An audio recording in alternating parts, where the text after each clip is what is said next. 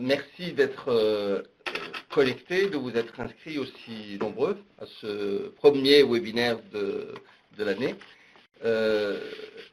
Merci à vous aussi pour votre aide, hein, Joël, et votre présence à nos côtés.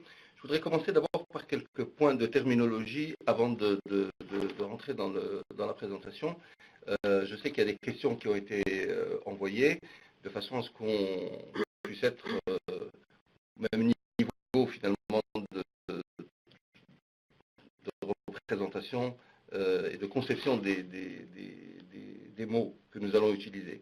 Le premier touche cette expression de l'ISR, qui reste en construction, hein, qui n'est pas encore complètement stabilisée. Dans la conception que nous nous en faisons ici, nous considérons comme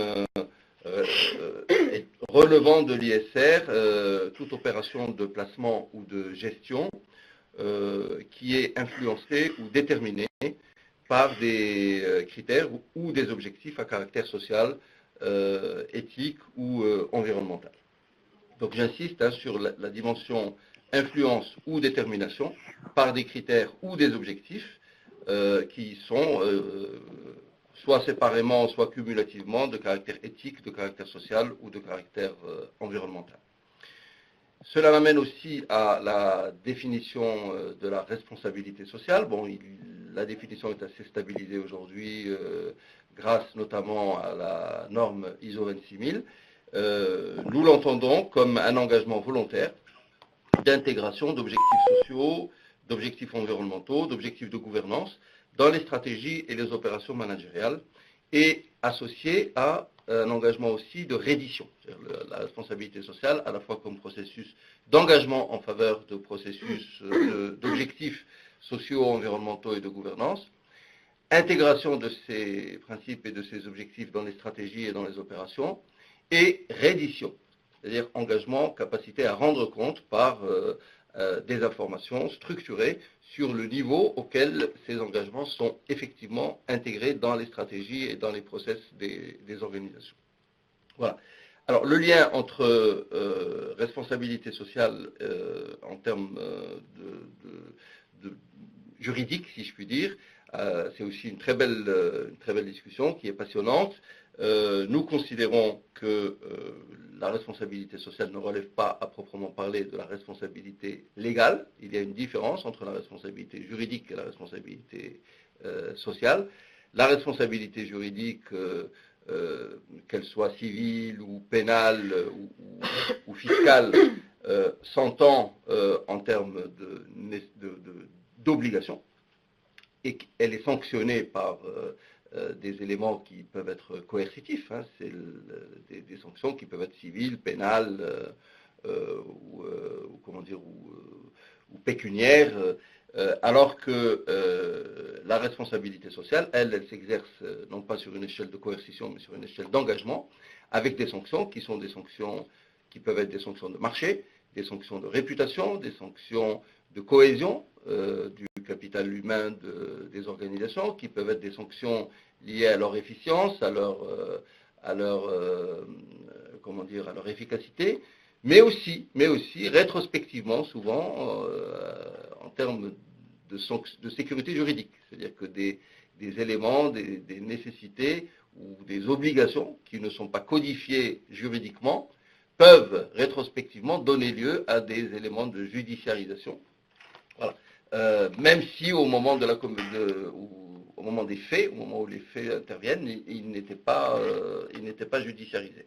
Voilà. Donc il y a un processus aujourd'hui en cours qui est passionnant à observer, un processus de juridisation de la responsabilité sociale. C'est que de plus en plus d'éléments qui au début relevaient tout simplement de l'engagement volontaire, facultatif, qui était à la discrétion des dirigeants d'entreprise ou de leurs actionnaires, sont aujourd'hui formalisés comme des obligations normatives au niveau d'un certain nombre d'États ou au niveau régional, par exemple au niveau de l'Union européenne.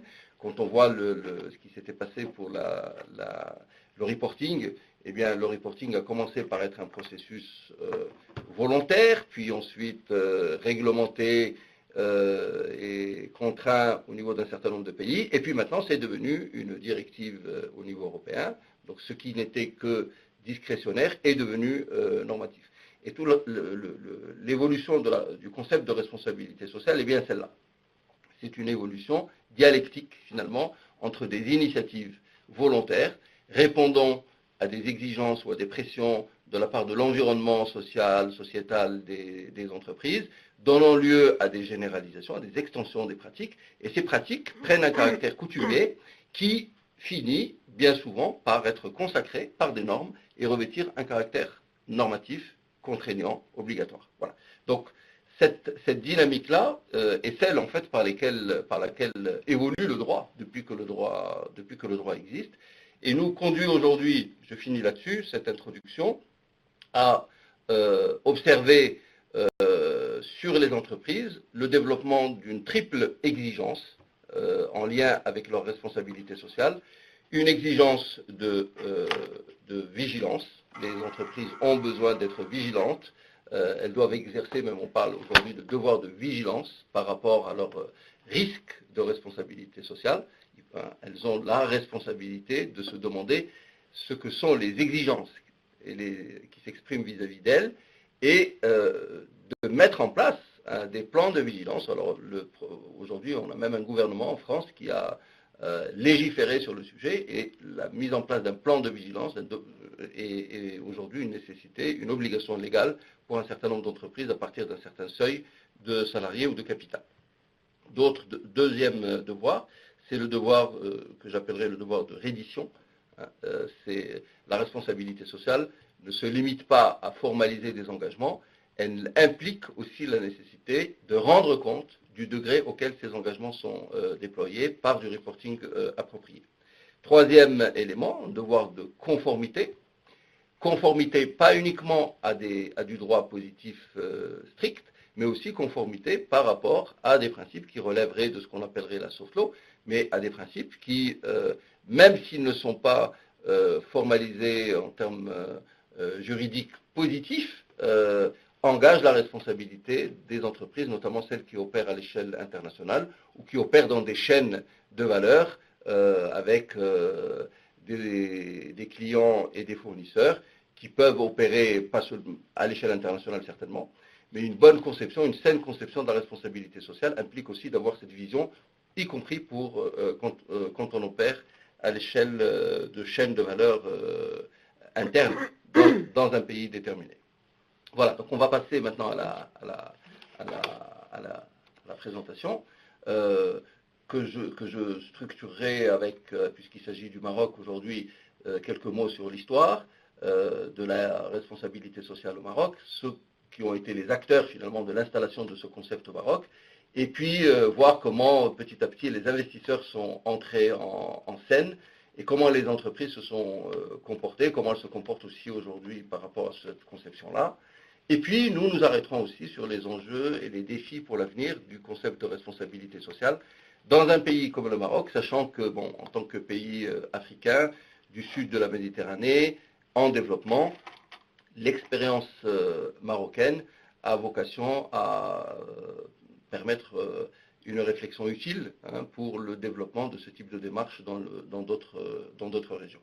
Et on va voir que c'est un développement qui est le fait, en fait, d'une multitude d'acteurs qui, chacun ayant agi dans sa sphère d'activité, dans sa sphère d'influence, dans sa sphère de responsabilité directe, eh bien, on finit les uns et les autres par produire un effet de système qui fait qu'aujourd'hui, on a une dynamique autour de ce concept de responsabilité sociale, mais qui en réalité n'a été voulu et conduite par personne. Il n'y a pas eu d'institution qui a piloté le développement pour elle-même et toute seule de ce concept de responsabilité sociale. Donc on a affaire à quelque chose qui résulte d'un effet de système, j'insiste là-dessus, grâce à l'effet ou sous l'effet combiné, conjugué des interventions, des engagements pris par plusieurs catégories d'acteurs.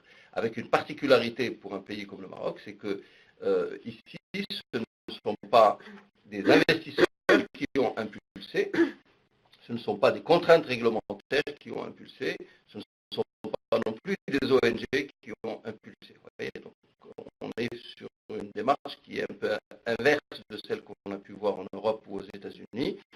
Ce ne sont pas les ONG, ce n'est pas la société civile qui a fait naître ce concept. Ce ne sont pas non plus des investisseurs ou des fonds de pension portés par des considérations éthiques, et ce ne sont pas non plus les pouvoirs publics. Voilà. Alors, qui c'est? On va voir. Je peux tourner. Oui, allez-y. Alors, les pionniers, trois entreprises ont marqué en fait ce concept dès le départ et très tôt. La première, ça a été Lafarge.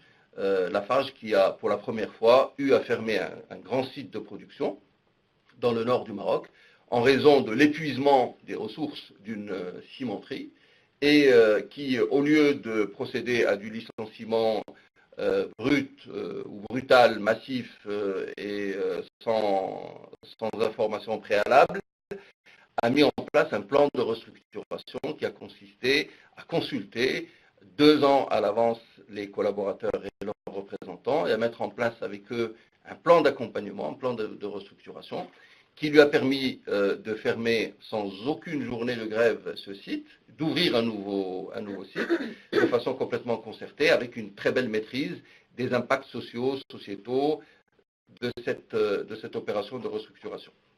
Et là, pour la première fois, on a entendu parler de responsabilité sociale, c'est-à-dire que les dirigeants de Lafarge de l'époque, en particulier un certain Jean-Marie Schmitz, que j'ai personnellement eu la chance de connaître, eh bien, il était un des premiers qu'on a entendu parler de responsabilité sociale, c'était en 1998. La deuxième entreprise qui a installé et donné de la visibilité à ce concept au Maroc, ça a été l'IDEC, qui est filiale à l'époque de la Lyonnaise des Eaux et aujourd'hui de Suez, et qui a été la première, immédiatement après la création de Vigéo en France, et l'ouverture d'un tout petit bureau de Vigéo au Maroc, eh bien, l'IDEC a été la première entreprise à solliciter un audit indépendant de son management, du management de sa propre responsabilité sociale, sur l'ensemble des sujets, sur l'ensemble des domaines, sur l'ensemble des critères, avant même que sa maison mère ne le fasse, et c'était en 2003. Et on retiendra que l'IDEC avait à l'époque publié intégralement les résultats et les scores de cette évaluation. Et puis, immédiatement après l'IDEC, on a eu BMCE, qui s'appelait à l'époque BMCE, ou BMCE Bank. Je crois qu'à l'époque, elle s'appelait BMCE. Quelque temps après, elle s'est mise à s'appeler BMCE Bank. Elle a été la première banque marocaine à solliciter un audit avec publication, là encore, des résultats sur 2 domaines. Un domaine sur l'intégration du respect des droits de l'homme dans sa stratégie et dans ses opérations, et aussi sur son engagement sociétal. C'est une banque qui a été la première, alors a consacré une très grosse partie de son revenu à développer un réseau d'écoles dans le monde rural, avec un niveau de qualité et de couverture aussi en extension de ce réseau d'écoles tout à fait spectaculaire. Et c'était une des premières banques, en fait, qui allait au-delà de simples considérations financières ou de simples actions de mécénat ponctuelles. En fait, elle avait développé une fondation qui existe toujours et qui a rendu de très très grands services au développement de l'éducation dans les régions enclavées des zones rurales, et qui apportait finalement l'idée qui illustrait l'idée qu'une entreprise pouvait s'occuper de quelque chose de plus large que la simple rémunération du capital de ses actionnaires. Voilà donc les trois pionniers. Voilà, merci. Alors, dès 2004, Vigéo a pris le parti d'ouvrir donc une représentation au Maroc. Et là, vous voyez une interview que Nicole Notat avait accordée au quotidien L'Économiste, et qui lui demandait, bon, finalement, qu'est-ce que vous venez faire au Maroc? Pourquoi vous avez choisi le Maroc? Et en fait, elle avait évoqué un certain nombre de choses. Le Maroc, en 2003-2004, venait de ratifier la Convention 135 de l'Organisation internationale du travail, qui protège les délégués syndicaux contre les actes de représailles ou de discrimination.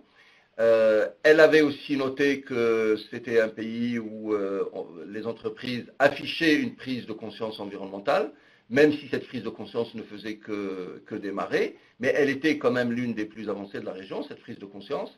Et c'était aussi un pays qui avait fait le choix de l'ouverture, qui avait signé un certain nombre d'accords de libre-échange avec l'Union européenne et avec d'autres pays, notamment les États-Unis.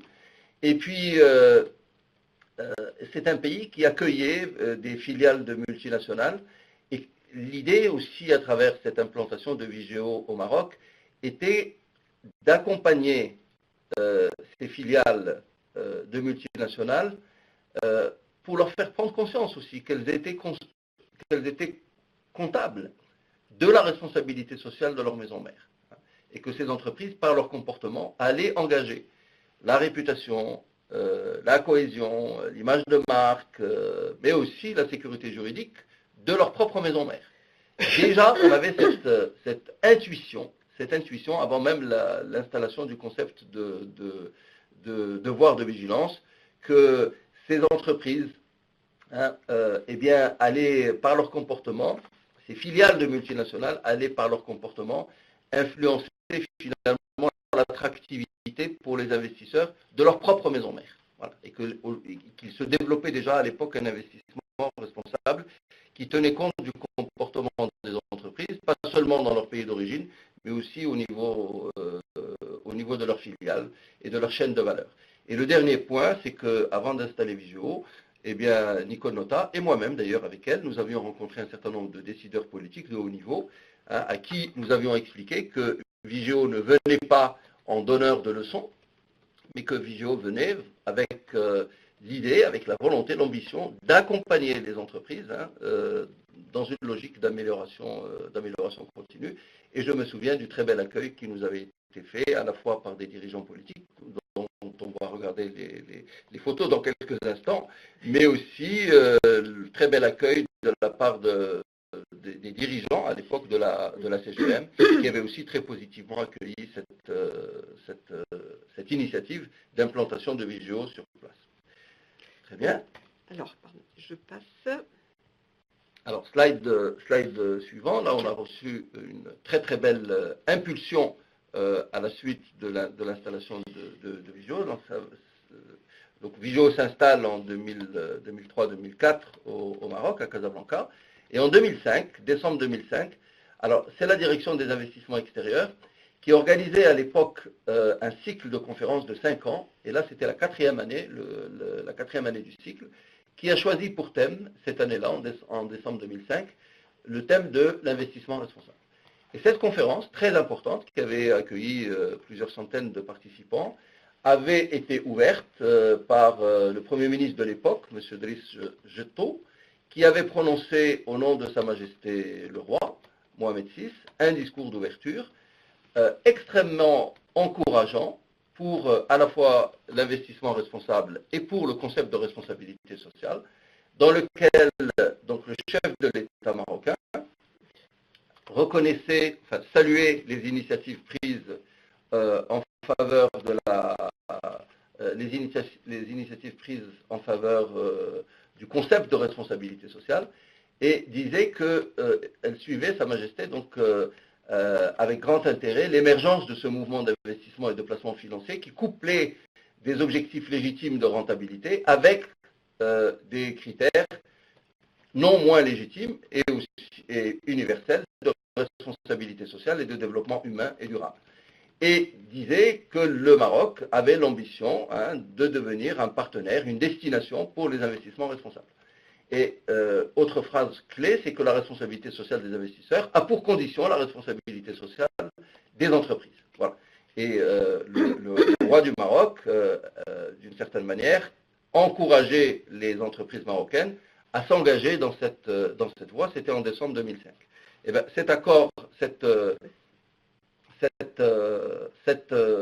non, avant. Oui, avant, voilà. Cette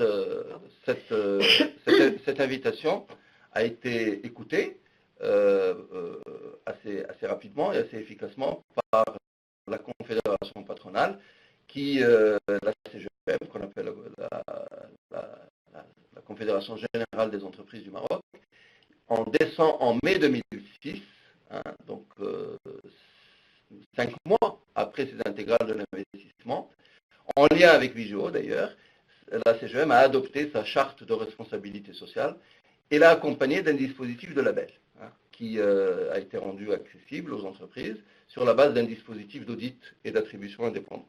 Donc les entreprises disent ben, bravo, on prend un engagement de responsabilité sociale avec un référentiel qui est un référentiel soclé, profondément ancré dans les normes internationales, en particulier pour ceux d'entre vous qui le connaissent, mais il est accessible sur le site de la CGM. C'est un référentiel qui est très très étroitement articulé sur les principes directeurs de l'OCDE, sur les conventions de l'Organisation internationale du travail, sur les conventions et la Déclaration universelle des droits de l'homme et les pactes internationaux sur les droits économiques, sociaux et culturels, et sur le pacte aussi international des droits civils et politiques de l'Organisation des Nations Unies de 1966. Donc un référentiel ancré dans des normes internationales, conforme au droit international, en ligne avec les principes directeurs de l'OCDE, engageant les entreprises à s'y conformer, mais appuyé aussi, assorti d'un dispositif de labellisation permettant aux entreprises qui le souhaitaient de faire authentifier cette conformité, de faire authentifier leurs engagements par rapport à ce référentiel sur la base d'audits menés par des évaluateurs professionnels indépendants accrédités par la CGM. Et c'est comme ça qu'est né le label de responsabilité sociale de la CGM en 2006. D'accord. Alors, est-ce que je peux juste interrompre une seconde? Nous avons quelqu'un qui s'est connecté par téléphone et qui n'a pas mis le micro du téléphone en silence. Donc, on entend un léger bruit. Donc, c'est le numéro qui commence par 01 55 en France. Donc, si cette personne, si vous pouvez mettre votre téléphone, donc le micro en silence, ça serait plus confortable. Et dans tous les cas, être dans veillez à ce qu'il n'y ait pas de bruit autour de vous. Merci. Je redonne la parole à Monsieur Bensedik. Merci beaucoup, Joël. Voilà. Donc, à la suite de l'entrée, je veux dire, ou de l'engagement, comme ça, solennalisé des entreprises et la mise en place du label, eh bien, on a vu aussi s'intéresser à ce concept de responsabilité sociale, d'abord des associations, des ONG, dans un contexte où les entreprises sont de plus en plus nombreuses à vouloir coopérer, nouer des partenariats avec des associations, eh bien, ces entreprises ont besoin d'identifier dans le paysage associatif des acteurs qui eux-mêmes sont en capacité de prendre des engagements de responsabilité sociale et d'en rendre compte. Voilà. Et finalement, on a mis en place, avec quelques associations, un référentiel de responsabilité sociale associative, donnant lieu à évaluation indépendante et attribution d'un label. Voilà. Et ce que vous voyez ici, ce sont, par exemple ici, les premières associations qui se sont livrées à cette évaluation indépendante, qui ont rendu compte aussi de leurs résultats, et cela a culminé avec la remise, comme vous le voyez sur la photo, par la présidente de Vigeo à la princesse Lalla Hasna en 2014, je crois, du label association responsable à la Hasna en tant que son Altesse royale, la sœur du roi Mohamed VI, en tant que présidente de la Fondation Mohamed VI pour la protection de l'environnement. Voilà. Et puis, deuxième élément marquant, nous avons aussi, à partir de 2012, lancé la remise, et nous en sommes à la 4e édition, des trophées dits top performers en responsabilité sociale aux entreprises cotées. Nous avons commencé, Vigeo, à partir de 2012, à noter, à l'attention des investisseurs et des gérants, les entreprises cotées sur la bourse de Casablanca. Et c'est comme ça que nous avons aujourd'hui à peu près 45 entreprises cotées. Les premières, les plus grosses capitalisations de la place de Casablanca sont notées. Et chaque année, nous accordons, à chaque édition, nous accordons des trophées, 10 à 12 trophées, aux entreprises qui obtiennent les meilleurs scores, non pas les meilleurs scores globaux, mais les meilleurs scores sur quelques critères. Enfin, celles qui obtiennent les scores les plus élevés, c'est des scores qui sont supérieurs à 45, à 50 sur 100, sur une partie des critères de notre référentiel.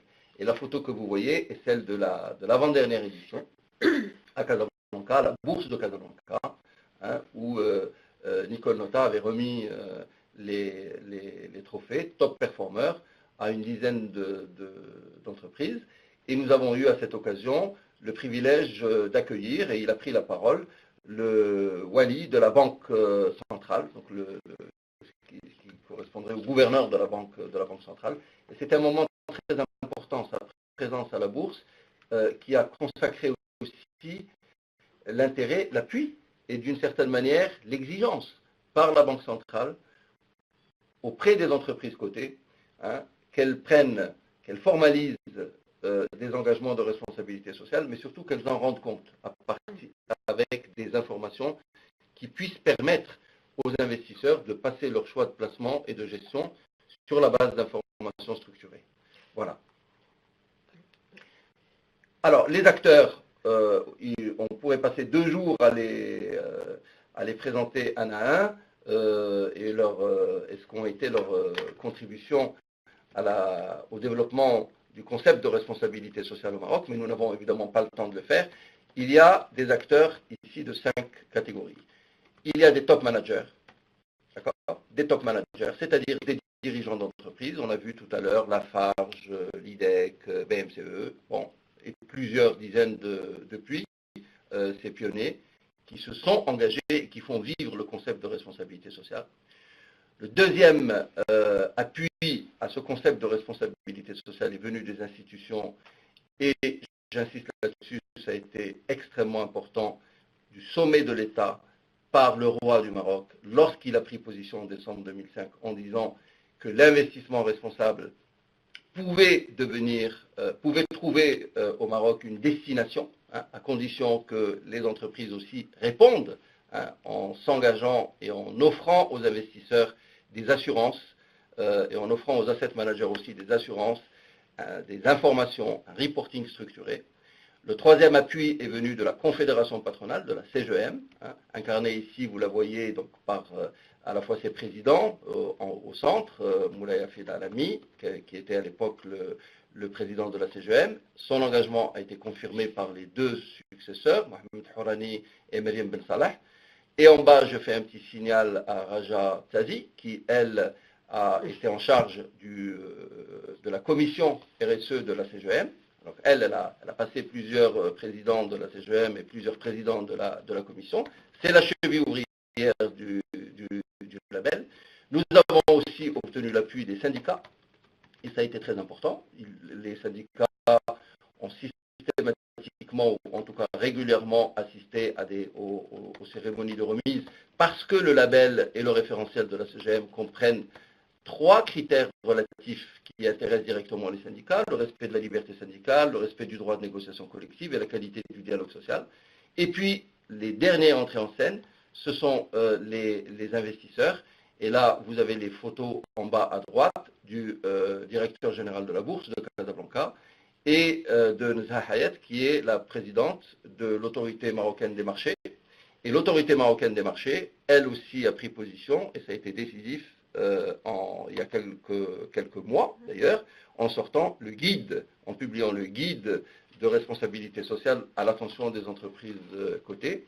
L'autorité des marchés demande aujourd'hui aux entreprises cotées au Maroc de rendre compte aussi, hein, de leurs engagements, de leur impact en matière sociale, en matière environnementale, en matière de gouvernance, de fournir des indicateurs, hein, à intégrer dans leur reporting annuel. Voilà, donc en fait ce cadre.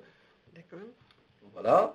Alors, aujourd'hui, pour aller vite, voilà en gros, et la liste n'est pas exhaustive, les noms d'entreprises qui se sont engagées, qui ont obtenu le label en lien avec Vigeo, que Vigeo a évalué. Il y a d'autres entreprises titulaires du label qui ont été évaluées par d'autres opérateurs. Je n'ai pas leur liste, hein, je suis désolé ici de ne prêcher que pour la chapelle de Vigeo. L'intérêt ici n'est pas d'afficher notre tableau de référence. L'intérêt ici, c'est de montrer qu'il s'agit d'entreprises de toute taille et de tout secteur. Et si on se pose la question de savoir, mais qu'est-ce qui pousse ces entreprises à s'engager sur ces sujets-là, alors qu'elles appartiennent à des secteurs différents, qu'elles sont de tailles différentes, qu'elles sont de nationalités différentes, d'origines différentes, finalement, le vecteur, le moteur de l'engagement, eh bien, ce que ces entreprises, et qui est commun à toutes ces entreprises, c'est l'engagement de leurs top dirigeants. C'est l'engagement managérial. Aucune de ces entreprises n'est venue au label, que je sache, sous contrainte, sous contrainte réglementaire ou sous obligation. Elles y sont toutes venues de façon volontaire. Elles ont sollicité l'évaluation. Alors, toutes celles qui sont ici ne sont pas labellisées, mais en tout cas, ce sont nos partenaires. Elles sont toutes venues à l'évaluation. C'est des évaluations qu'elles ont sollicitées de façon volontaire, avec des objectifs qui étaient des objectifs, on va le voir, d'intégration, d'information, d'amélioration continue, de gestion de risque, d'amélioration de la qualité de leurs relations avec leurs parties prenantes. Et ce tableau met clairement en exergue le caractère central de l'engagement des top managers. Il ne peut pas y avoir de responsabilité sociale ou de démarche de responsabilité sociale en dehors de l'engagement et de la volonté, en fait, des dirigeants. Et c'est ce que je disais à l'instant, donc les déterminants de la responsabilité sociale, en l'absence de contraintes réglementaires, en l'absence de pression de la société civile, en l'absence même d'incitation de marché. Jusqu'en 2016, il n'y avait pas d'investissement socialement responsable. On avait des engagements managériaux, mais on n'avait pas de fonds d'investissement sur critères ou sur objectifs de responsabilité sociale. Eh bien, les déterminants, 5 déterminants, la décision volontaire et locale des dirigeants, davantage d'ailleurs que des décisions issues de contraintes liées à des chaînes de valeur internationales. Ce qu'on a vu aussi, c'est qu'il s'agissait d'entreprises locales beaucoup plus que d'entreprises ou de filiales de multinationales qui s'étaient engagées.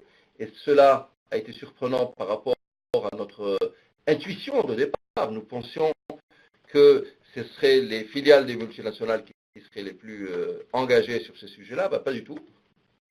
Ce sont davantage des entreprises locales que des filiales de multinationales. C'est aussi des initiatives qui visent la plupart du temps l'anticipation, la gestion des risques, l'investissement dans le capital réputationnel, la cohésion du capital humain, davantage qu'un souci de compliance au départ. Et puis, ce point est important, c'est l'impulsion clé de dirigeants, de dirigeantes charismatiques. On a des femmes aussi qui ont voulu engager leurs entreprises sur des démarches de responsabilité sociale. Et puis, autre facteur, c'est aussi le souci de reconnaissance, de rayonnement pour le label RSE de la CGM. Donc la CGM a contribué aussi à faire la promotion de son propre référentiel de responsabilité sociale. Et cela a permis aussi de tirer par le haut, vers le haut, le comportement du réseau des entreprises du pays. D'accord. Alors, 2015, entrée en scène, on l'a dit, des investisseurs, alors avec un tournant très très important. À l'occasion, quelques semaines avant la COP 22 qui a eu lieu au Maroc, on a eu, alors ça a été aussi un tournant, pour la première fois au Maroc, des émissions obligataires vertes, voilà, à finalité environnementale.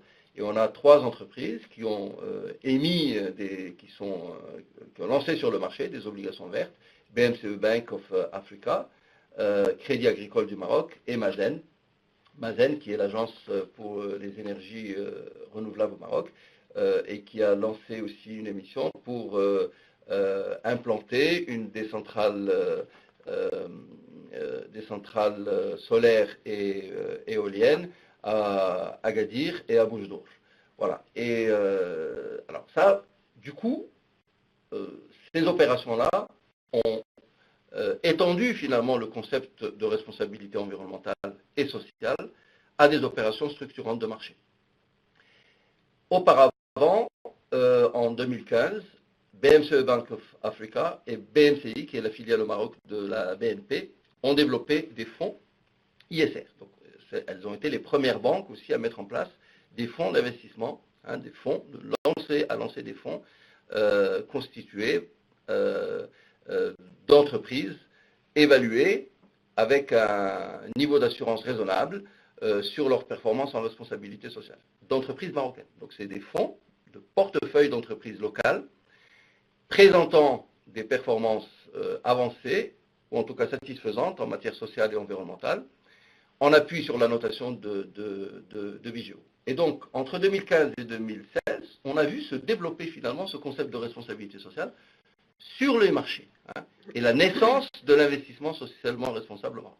Et là, vraiment, c'est là que se dessine clairement cette particularité locale, avec un processus qui a commencé par des engagements volontaires de la part de top managers d'entreprises, relayés par des institutions, relayés par une association patronale, et tout ça accompagné par une agence de notation, et le couronnement, finalement, au bout de 10 ans, 10 ans de ce processus, avec, finalement, l'ouverture des marchés financiers à ce concept, et son intégration, bientôt d'ailleurs, avec la mise en place d'un indice de responsabilité sociale de la Bourse de Casablanca.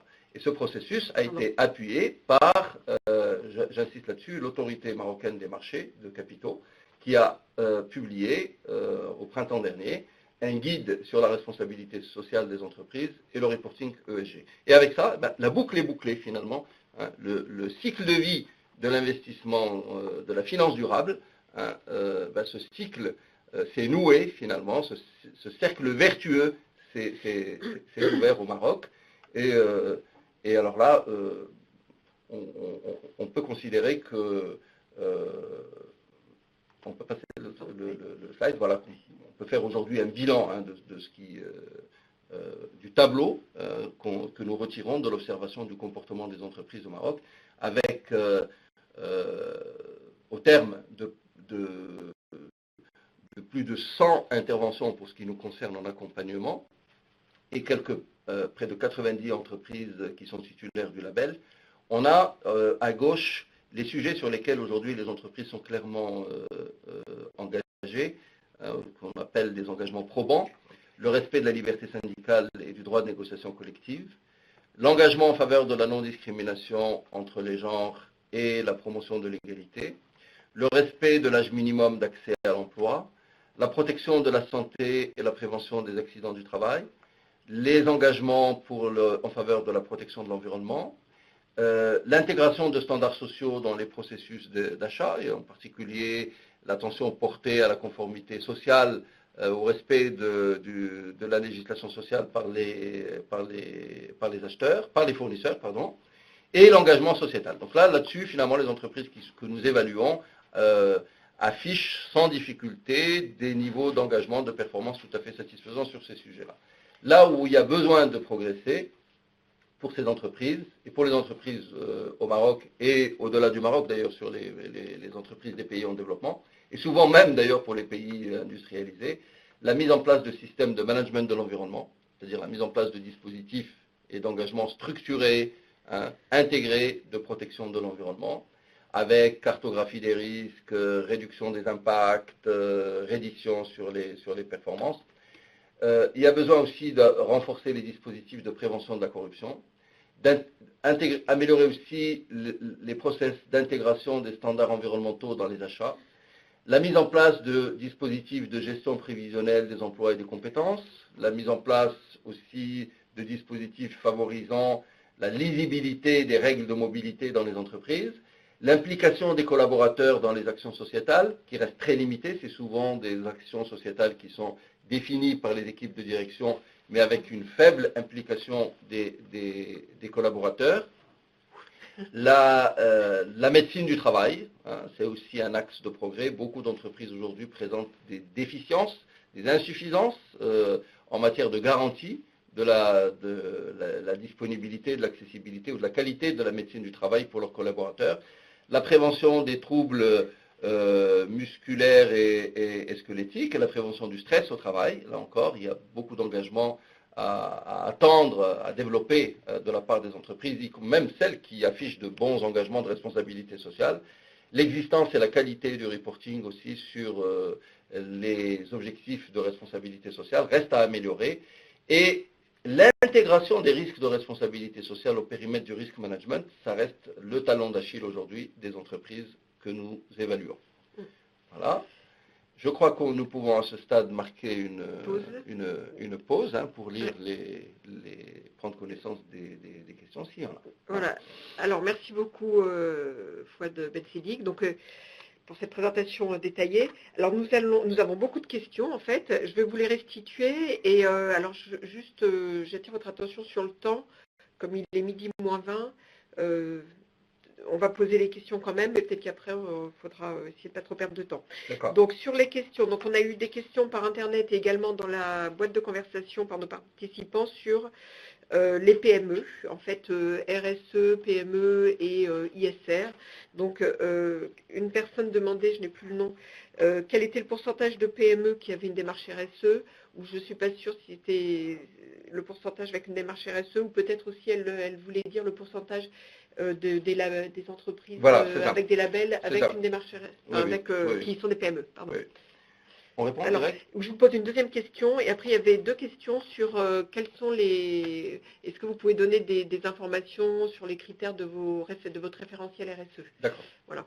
Donc peut-être répondre à ces deux questions. Alors sur les PME, la vérité c'est qu'il y a aujourd'hui très peu de PME qui sont engagées en faveur de démarches de responsabilité sociale. Mais le fait est que parmi les entreprises qui sont engagées en faveur de principes et d'objectifs de responsabilité sociale, la plus grande partie, la majorité, sont des PME. Que le tissu économique marocain est un tissu majoritairement composé de petites et moyennes entreprises.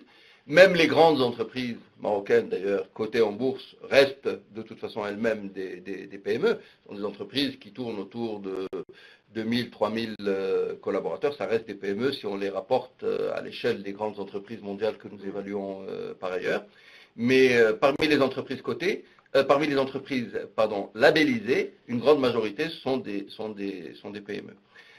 Alors, les sujets sur lesquels les entreprises sont évaluées sont des sujets, on a 6 domaines et 38 facteurs. Alors, les domaines, ce sont les grands domaines qu'on retrouve dans les grands référentiels, y compris ceux de la ISO 26000. Je veux d'ailleurs insister sur le fait que le référentiel de la CGM a été adopté en 2006, 5 ans avant l'adoption de la ISO 26000. Et que tous les sujets qu'on trouve dans la ISO 26000 existent, étaient déjà dans le référentiel de la CGM. Alors, il y a un pilier droits de l'homme, il y a un pilier capital humain, il y a un pilier environnement, un pilier éthique des affaires, il y a un pilier gouvernance et un pilier engagement sociétal. Et sous chacun de ces piliers, il y a un certain nombre de facteurs. Ce serait trop long de les évoquer ici. La liste figure sur le site de la CGM et sur le site de Vigeo. Mais en gros, en droit de l'homme, il faut savoir que les questions qui touchent à la non-discrimination entre les sexes, la promotion de l'égalité, la non-discrimination à l'égard des minorités, des personnes et des catégories vulnérables, en particulier des personnes en situation de handicap, mais aussi de toutes les catégories de personnes en situation de vulnérabilité, font partie du sujet. Le respect de la vie privée, le respect des données personnelles, la prévention du harcèlement, des mauvais traitements, l'élimination du travail forcé, l'élimination du travail des enfants sont des sujets structurants en droit de l'homme. En matière RH, capital humain, il y a tout ce qui touche à la médecine du travail, aux conditions d'hygiène et de sécurité, la formation continue, la mobilité, la qualité des rémunérations, les dispositifs d'évaluation annuelle sont des sujets qui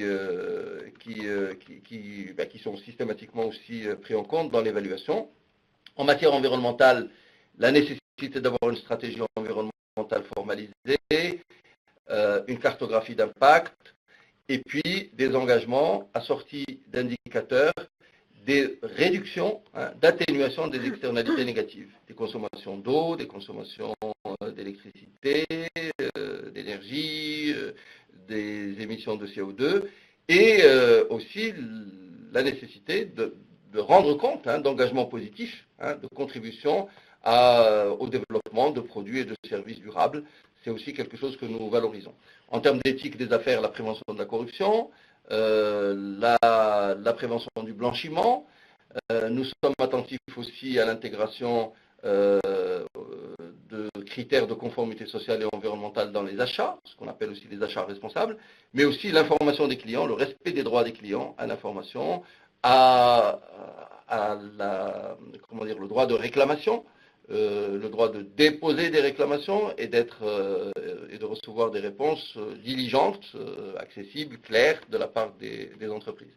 La gouvernance, nous regardons surtout à la capacité des conseils d'administration à intégrer à leur ordre du jour et à leur dispositif de gestion des risques, les risques de responsabilité sociale.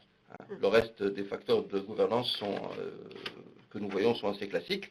Et puis l'engagement sociétal, la contribution de l'entreprise au développement économique et social local, la contribution à l'emploi local, les engagements que peuvent prendre aussi les entreprises concernées pour l'accessibilité à leurs produits et à leurs services quand ils présentent un caractère d'intérêt général, mais aussi la maîtrise des impacts des produits et des services en question lorsqu'ils peuvent présenter des risques de toxicité ou de dépendance pour les sociétés et les communautés où elles interviennent. Et enfin, nous regardons à l'engagement des entreprises d'apporter une contribution positive, tangible, mesurable à des causes d'intérêt général impliquant leurs collaborateurs et leurs collectifs de travail. Très bien. Alors, merci beaucoup. Alors, on va encore prendre quelques questions et puis après, on passera donc à la deuxième partie. Alors, on avait plusieurs questions sur la mise en œuvre de la RSE au Maroc. Il y en avait une qui portait sur le coût d'une démarche RSE pour une entreprise. Alors, je ne sais pas si vous pouvez donner des indices de coût d'une démarche RSE ou peut-être des idées de coût du label ou de la validation du label par Vigeo. Ça, c'est une première chose. Une autre question sur est-ce qu'il y a des régions avec des approches différentes de la RSE, plus avancées, moins avancées au Maroc? Une autre question en fait sur les risques associés avec ce label. Alors en fait, est-ce qu'il y a un risque de greenwashing lié au label? Et est-ce qu'il y a des entreprises qui n'ont pas eu le label et pourquoi? C'est beaucoup de questions. Je sais pas si on a peut-être là, puis on en prendra encore peut-être deux après et on avancera. Oui, ça fait beaucoup de questions passionnantes. Donc sur le coût matériel, alors il faut distinguer entre le coût d'une démarche de responsabilité sociale et le coût du label. Alors une démarche de responsabilité sociale ne coûte pas. Elle ne coûte pas plus cher que ce que coûte une simple mise en conformité avec la loi. Si on respecte la loi, si on respecte le droit applicable à une entreprise, eh bien, une démarche de responsabilité sociale ne coûte rien. Ce que coûte, dès lors, dans ces conditions, une démarche de responsabilité sociale, c'est simplement la formalisation des engagements et la reddition sur les engagements. C'est un processus de formalisation. C'est un processus d'organisation. Et de dialogue interne et de dialogue avec les parties prenantes sous forme de reddition, l'engagement à rendre compte aux parties prenantes de ce qu'on fait. Je m'engage à ne pas discriminer entre les femmes et les hommes, eh bien c'est bien, je mets en place des processus managériaux pour prévenir le risque de discrimination entre les femmes et les hommes, et j'en rends compte avec des indicateurs dédiés. Je m'engage à acheter de façon responsable, eh bien je mets en place un dispositif d'achat responsable. Ça ne me coûte pas plus cher que si je n'avais pas formalisé cet engagement et que je m'étais tout simplement engagé à éviter les risques liés à des achats qui ne seraient pas responsables. Donc une démarche de responsabilité sociale, c'est une démarche d'organisation, c'est une stratégie, voyez, qui consiste à structurer des process autour de principes et d'objectifs clairs, documentés, donnant lieu à reddition. Évidemment, il peut y avoir, et ça c'est de l'investissement, et des coûts des engagements que je prends pour l'avenir. Si je veux améliorer significativement les compétences de mes collaborateurs, eh bien, je vais investir dans la formation. Je dois investir aussi dans les conditions de travail.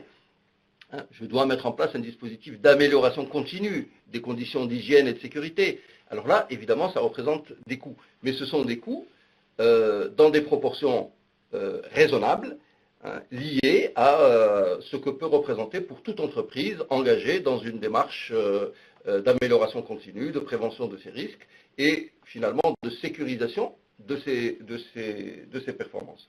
Le label, alors le label est d'un coût très raisonnable.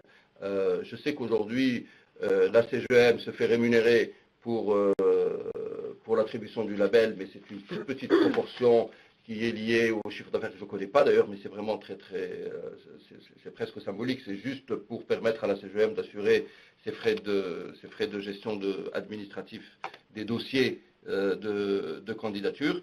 Et une mission d'évaluation, un audit de responsabilité sociale pour l'obtention du label varie entre 5 000 et 12, 14, dans les cas les plus chers, ça peut aller jusqu'à 15 000 euros. Alors, sur les risques de greenwashing, eh bien, le label, justement, la mise en place du dispositif de label avait pour finalité de prévenir le greenwashing, puisque il y a engagement. Il ne suffit pas d'appartenir à la confédération patronale, à la CGM, pour obtenir le label. Vous voyez, où il ne suffit pas de faire appel à Vigeo pour obtenir une attestation de maturité ISO 26000, puisque nous remettons aussi des attestations de maturité ISO 26000. Il y a un diagnostic qui est fait. Ce diagnostic est assuré dans des conditions d'audit conformes aux principes généraux de la profession. Et pour ce qui concerne le label, il y a un comité d'attribution qui est indépendant, dans lequel les évaluateurs ne siègent pas.